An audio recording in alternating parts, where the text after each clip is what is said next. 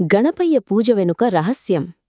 ఒక ఆధునిక పట్టణంలో ఆధునిక్ అనే యువకుడుండేవాడు. అతను సైన్స్ మీద విశ్వాసం గలవాడు. టెక్నాలజీతో రోజంతా గడిపేవాడు. కాని ఒక సందేహం ఎప్పుడూ అతని మనసులో ఉండేది. ఇంత టెక్నాలజీ, సైన్స్ ఉన్న రోజుల్లో దేవుళ్ల పూజ ఎందుకు? వినాయక చవితి రోజు వచ్చింది. అతని ఇంట్లో పెద్ద ఉత్సాహంగా గణపయ్య విగ్రహం పెట్టారు. అమ్మానాన్న పూలతో అలంకరించి మోదకాలు పెట్టి పూజ మొదలుపెట్టారు. ఆధునిక్ మాత్రం కూర్చుని అన్నాడు, ఇవన్నీ ఎందుకు? గణేశుణ్ణి పూజించడం వల్ల మనకు ఏమి లాభం? మన తరం యువతకి ఇవి ఏం ఉపయోగపడతాయి? గణేశుని ప్రత్యక్షం. ఆ మాటలు విన్న వెంటనే ఒక సున్నితమైన గాలి వీచింది. పూల సువాసన వ్యాపించింది. అప్పుడే గణేశుడు చిరునవ్వుతో ప్రత్యక్షమయ్యాడు. ఆధునిక్కి మాత్రమే కనిపించాడు. గణేశుడు, బిడ్డా ఆధునిక్, నీ సందేశం చాలామందికి ఉంది.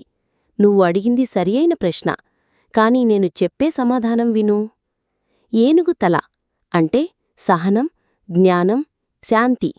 ఈ తరం యువత చిన్న మాటకే కోపం తెచ్చుకుంటున్నారు. కాని సహనం ఉంటేనే పెద్ద విజయాలు వస్తాయి. నన్ను పూజించడమంటే సహనం నేర్చుకోవడం. ఆధునిక్ తల ఊపాడు. ఇది నిజమే. సహనం లేకపోవడం వల్లే మనం చిన్న విషయాల్లో ఓడిపోతున్నాం. పెద్ద చెవులు. జ్ఞానం తీసుకోవడం. నా పెద్ద చెవులు ఒక పాఠం చెబుతాయి. ఎన్నో వినాలి, కాని మంచిదే ఎంచుకోవాలి. ఇంటర్నెట్లో ఫేక్ న్యూస్, రూమర్స్ ఎక్కువ. వాటిలో నుండి నిజమైన జ్ఞానం ఎంచుకోవడమే అసలు పూజ. చిన్న కళ్ళు అంటే ఏకాగ్రత. ఫోన్, గేమ్స్, రీల్స్ వల్ల కాన్సంట్రేషన్ కోల్పోతున్నావు. నేను చెబుతున్నది లక్ష్యంపై దృష్టిపెట్టు, అప్పుడు విజయం ఖాయం. ఎలుక వాహనం, సమస్యల పరిష్కారం. నా వాహనం ఎలుక. ఎలుక చిన్నదే కాని ఏ సమస్యనైనా చాకచక్యంగా దాటేస్తుంది. అలాగే నువ్వూ ప్రతి సమస్యలో ఒక మార్గం వెతుక్కోవాలి. ఆహారం, సహజ జీవనం. నా పూజలో ఇచ్చే మోదకాలు, పండ్లు, అన్నం ఇవన్నీ సహజమైన ఆహారం. ఇవే శక్తిని ఇస్తాయి. కాని నేటి యువత జంక్ ఫుడ్ మీద ఆధారపడుతున్నారు. నన్ను పూజించడమంటే ప్రకృతి ఇచ్చిన ఆహారాన్ని గౌరవించడం. ఎందుకు మొదట గణేశ పూజ? ఏ పని మొదలుపెడితే అడ్డంకులు రావచ్చు. నేను విఘ్నేశ్వరుడు అంటే విఘ్నాలను తొలగించేవాడిని. ఎగ్జామ్ రాసేవాడికి, కొత్త ప్రాజెక్టు మొదలుపెట్టేవాడికి, బిజినెస్ మొదలుపెట్టేవాడికి ముందుగా నాకు నమస్కరించడమంటే మనసులో భయం తొలగించి పాజిటివ్ ఎనర్జీతో ముందుకెళ్లడం. ఆధునిక్కి జ్ఞానం. ఆధునిక్ మంత్రముగ్ధుడై విన్నాడు.